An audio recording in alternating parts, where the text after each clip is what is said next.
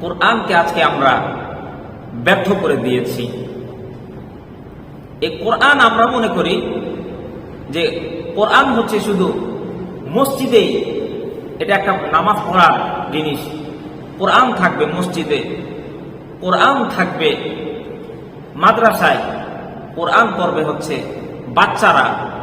আমরা এই কোরআনটাকে কোনো কিছুতে কাজে লাগাতে পারছি না। আমরা কোরআনটাকে ব্যর্থ বানিয়ে দিয়েছি, যার কারণে আমাদের ব্যবসার মাঝে আমাদের কোরআন নাই।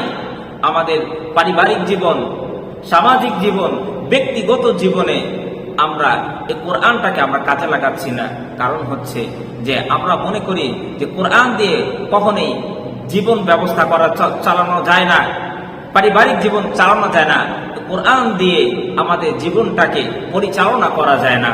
অথচ আল্লাহ তাআলা বলেন যে গোলাম, আমি জমিনে কেন কোরআন আমি নাযিল করেছি, কেন পৃথিবীতে এই কোরআন আমি প্রেরণ করেছি।